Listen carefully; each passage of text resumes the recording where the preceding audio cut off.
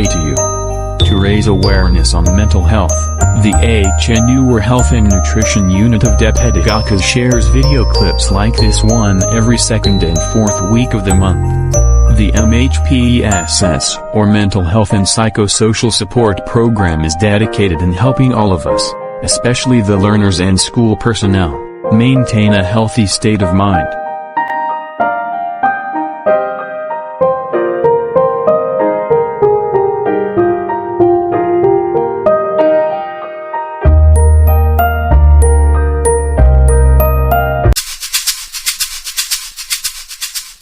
Signs that you are emotionally mature.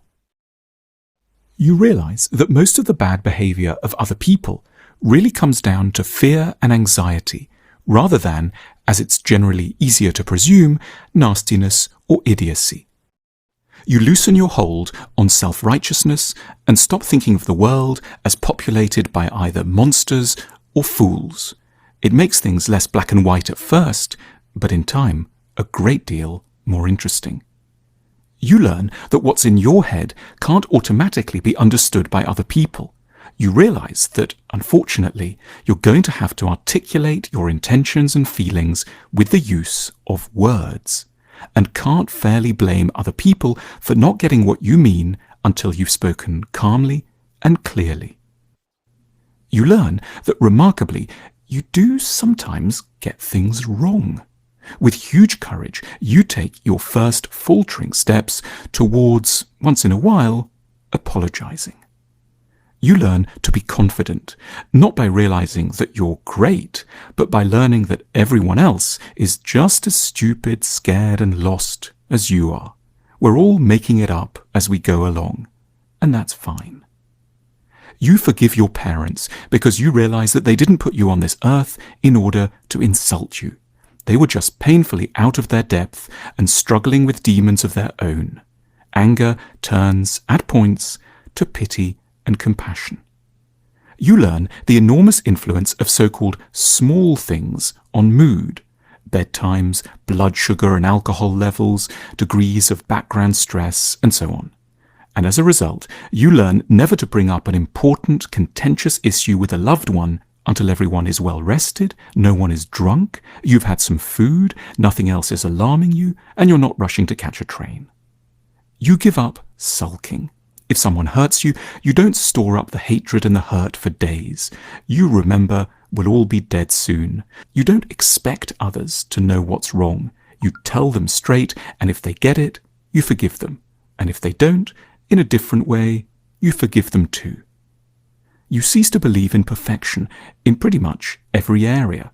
There aren't any perfect people, perfect jobs, or perfect lives.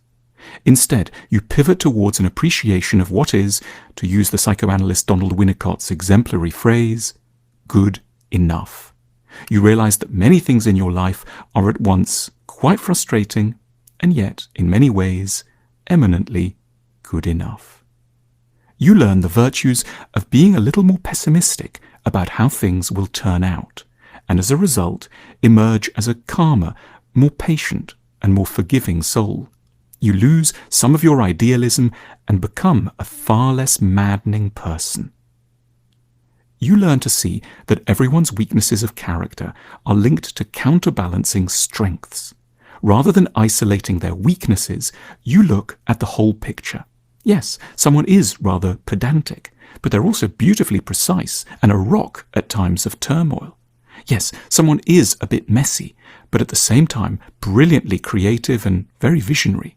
You realize, truly realize, that perfect people don't exist, and that every strength will be tagged to a weakness. You fall in love a bit less easily. It's difficult, in a way. When you were less mature, you could develop a crush in an instant. Now, you're poignantly aware that everyone, however externally charming or accomplished, would be a bit of a pain from close up. You develop loyalty to what you already have. You learn that you are, rather surprisingly, quite a difficult person to live with. You shared some of your earlier sentimentality towards yourself. You go into friendships and relationships offering others kindly warnings of how and when you might prove a challenge. You learn to forgive yourself for your errors and foolishness. You realize the unfruitful self-absorption involved in simply flogging yourself for past mistakes. You become more of a friend to yourself. Of course you're an idiot, but you're still a lovable one, as we all are. You learn that part of what maturity involves is making peace with the stubbornly childlike bits of you that will always remain. You cease trying to be a grown-up at every occasion. You accept that we all have our regressive moments, and when the inner 2-year-old you raises its head, you greet them generously and give them the attention they need. You cease to put too much hope in grand plans for the kind of happiness you expect could last for years. You start to celebrate the little things that go well. You realize that satisfaction comes in increments of minutes.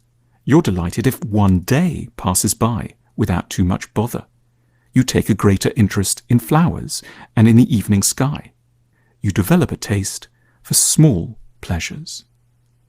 What people in general think of you ceases to be such a concern. You realize that the minds of others are muddled places, and you don't try so hard to polish your image in everyone else's eyes. What counts is that you and 1 or 2 others are okay with you being you. You give up on fame and start to rely on love. You get better at hearing feedback. Rather than assuming that anyone who criticizes you is either trying to humiliate you or is making a mistake, you accept that maybe it would be an idea to take a few things on board. You start to see that you can listen to a criticism and survive it, without having to put on your armor and deny that there was ever a problem.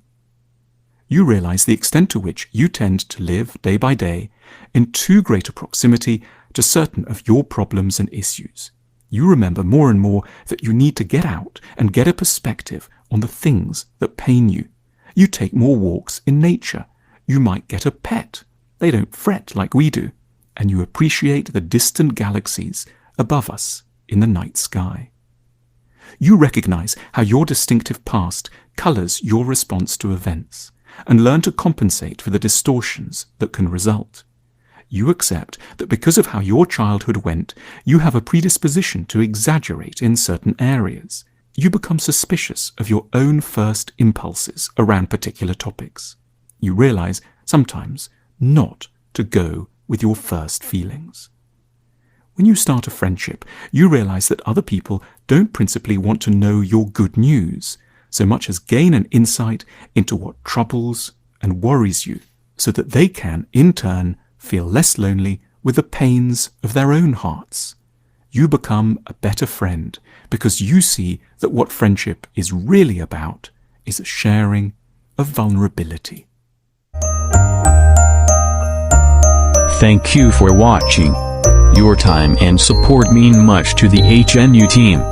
We will gladly cater to your questions and concerns on mental well-being through the Psychological First Aid or PFA hotline numbers. And remember, stay healthy, think healthy.